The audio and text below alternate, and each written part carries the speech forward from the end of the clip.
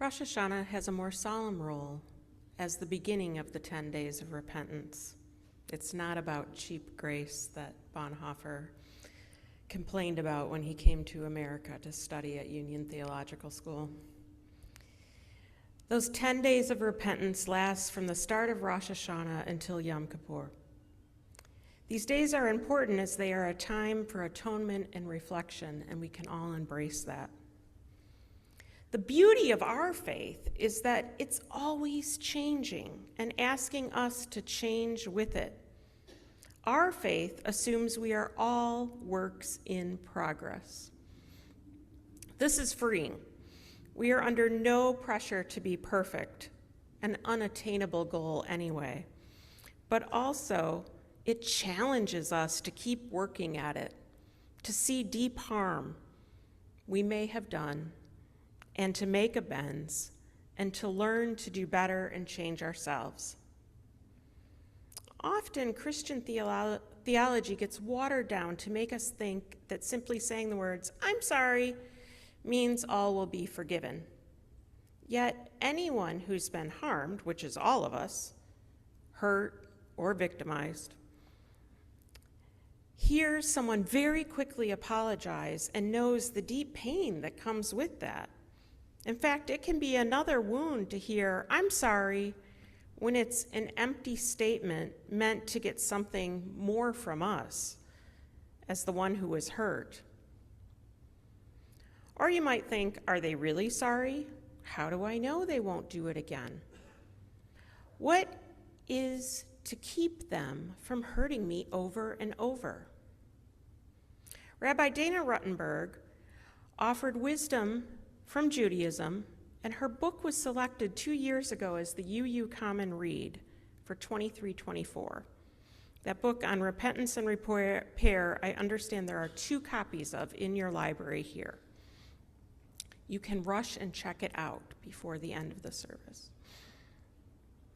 She writes, "We've all caused harm. We've all been harmed. We've all witnessed harm.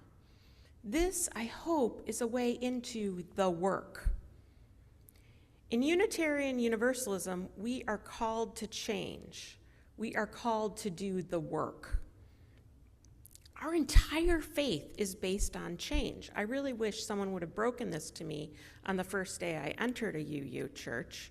So if this is your first day, let me welcome you to this opportunity for ongoing change in your life, ongoing improvement.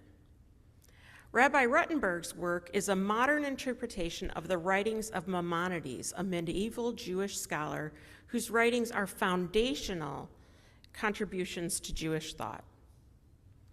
The ability of an organism to change its characteristics in response to an environmental variations is known as phenotypic plasticity and is a key driving factor in the evolution of a species. For example, a holly leaf, you may not know, you may think of holly leaves at Christmas as leaves that have points on them, right? They are actually smooth when they start out. There are no points on them. But once they start getting eaten by different herbivores, it switches its genes around and makes them spiky when it regrows. On taller holly trees, the upper leaves, which are out of reach to any predators, are smooth. And it is the lower leaves, which are ones that were previously eaten, that have regrown prickly. How many of us are walking around with some prickly leaves? I'm the only one. Oh, 2. Oh, phew.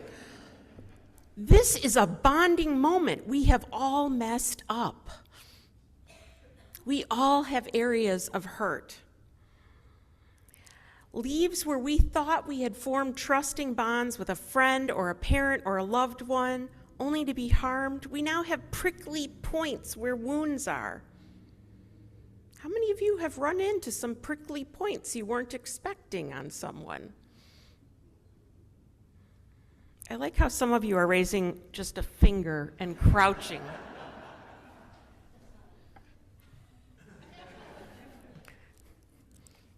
truly, it's all of us. The sooner we can all admit that, the better we can do at healing one another, all right? So like Mike shared, we have brought love back into our UU values. Most people, when we were teaching about how the principles were changing and we were embracing this set of values, most people melted and were glad about it, but a few prickled. And I can see how they too had adapted from pain as they spoke. And I wonder what might have happened if someone who had hurt their love bonds had named that harm, had worked to change, and even accepted consequences.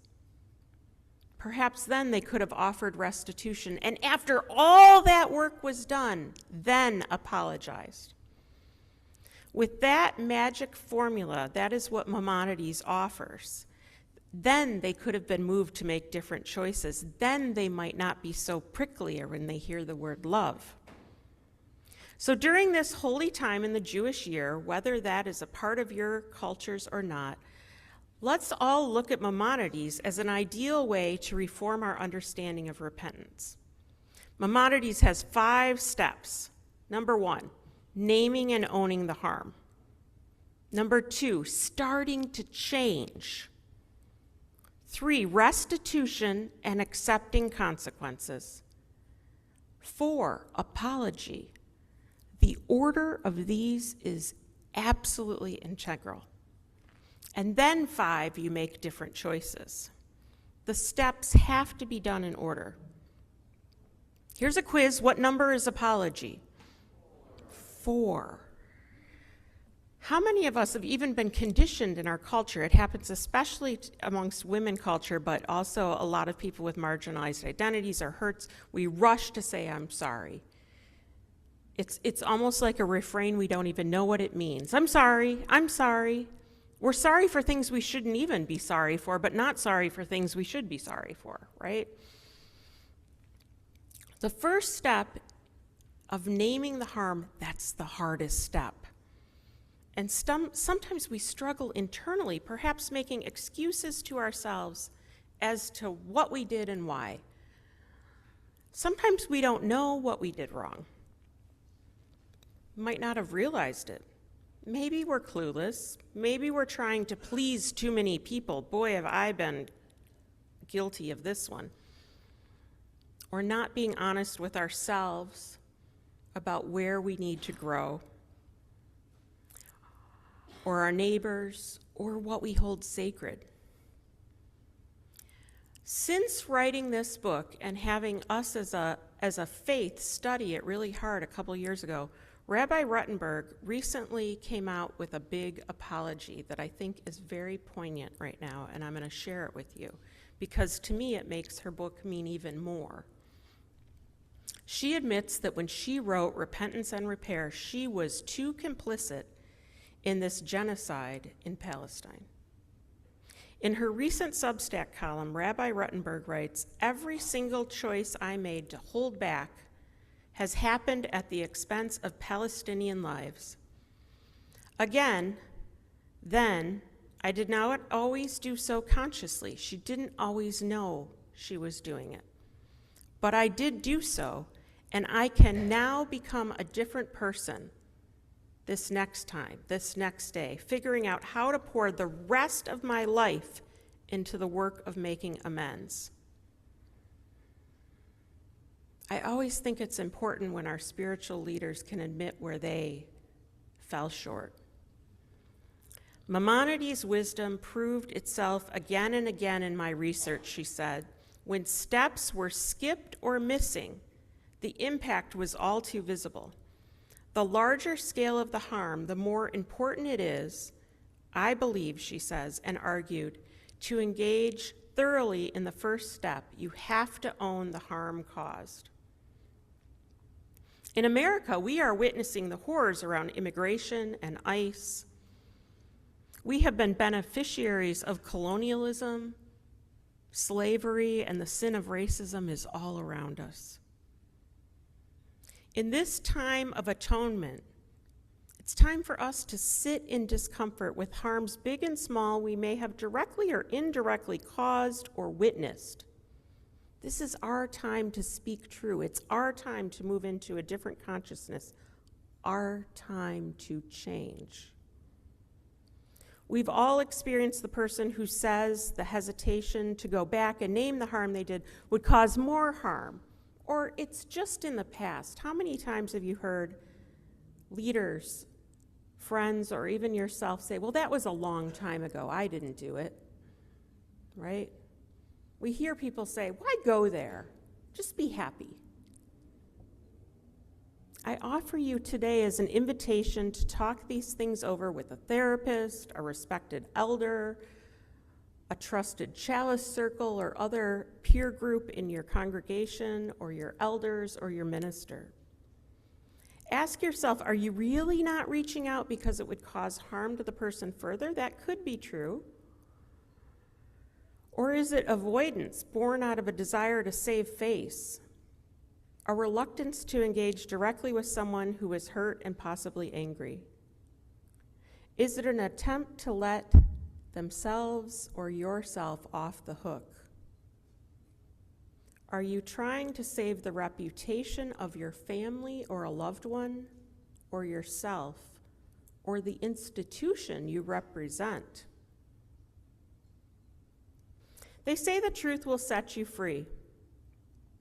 Naming the harm is setting the truth free. Even inviting others to help you explore the depth of the harm, that's that first step in making amends. Ask others to help you see something from another point of view. Someone came up and asked me, what's that kintsugi certification you're doing? It's based on the art form from Japan of the idea of the broken bowl and repairing it with gold. It's the idea that the harms we have experienced, the harms we have caused, when we can fill them in with healing, we are better for it. In this teaching exercise that Maimonides gives us, that naming the harm and inviting others to help us see it from multiple points of view is so valuable. Part of Judaism was having this council of elders or this council of rabbis come and help you. You can do this. I promise you it's not easy, but those lessons are ones you will never forget. You will want to change when you fully comprehend the depth of how you have caused pain to another. Every time I do this, I never forget it. It feels like the lessons are burned into my heart. You will not want to make those mistakes again. You will also realize how complex life is when you see it from many points of view. Rabbi Ruttenberg asserts that the victim has no requirement to participate in the repair work or even to accept an apology. They are not required to do that. She believes our society is too focused on forgiveness as the right thing to do and as a key to healing. She believes this value is rooted deep in Christianity, and I believe a misguided understanding of Christianity. But that being the dominant faith of our nation's founding people and a major influence in our shared American culture, many people thought that Jesus was a role model for forgiveness, and he was, but for some, they do it so fast that they don't actually go through any of these steps. The steps are absolutely necessary. Some feel going through the steps are the most necessary for your own salvation. Ruttenberg is adamant that we must support the harmed party without pressuring them to forgive. She urges us to focus instead on the work of the harm doer, because that work is key to healing the situation and preventing future harm, not just from that person, but from the whole community, the whole world. That's the work. And we all have work to do. There are countless harms I want to hold that each of us has experienced, wounds we are all carrying around, and they are heavy. And it's important to hold that, and I do not deny any of that. It's a different sermon I give.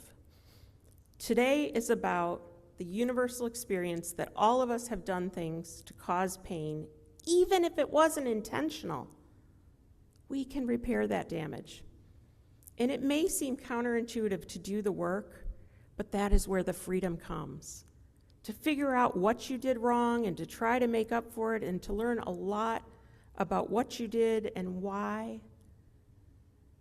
This is the work of our faith. We are here to change and improve, and you are doing the work of Unitarian Universalism when you engage in this process. I know I have felt more peace when I did my work, even if the person was not able to forgive me. I am better for doing the work. You will be lighter, freer, joyful if you do the work. You will have more peace. Has there been a time you asked for forgiveness for the harm you caused? Ask yourself, did you do these steps first? You might want to try again, but implement the steps. Chances are the result will be different. You will be different. If you name and own the harm, you start to change, you make restitution, and you accept the consequences. And I want to say accepting the consequences may mean that you become very uncomfortable. You might be mad at yourself. You might have to sit in shame. That's part of doing the work. After you do those steps, then, number 4, you can apologize. You have a whole different meaning to the apology then. And then with all of that, you can go forward making different choices, regardless of whether your apology was accepted or not. You will be different. The work of repentance and giving and receiving forgiveness are not the same. It is upon every single one of us to work on repentance and repair for everything from the small harms we have caused to the great evils in which we have participated or been complicit or not acknowledged or witnessed. Even if we meant well, even if, well, I'm still learning. Absolutely you are. It doesn't mean you're forgiven. It doesn't mean it's erased. Even if it was a process, absolutely, those are all valid. We still have to do the steps. Having to live with the knowledge that our hesitation meant that we participated in harm, that may sometimes be just one of those consequences of our actions. This is our process for atonement and change, and I promise you, folks, you will be better for changing. Change is movement. As Octavia Butler says, God is change. The work of repentance and repair is lifelong, and may the work bless you.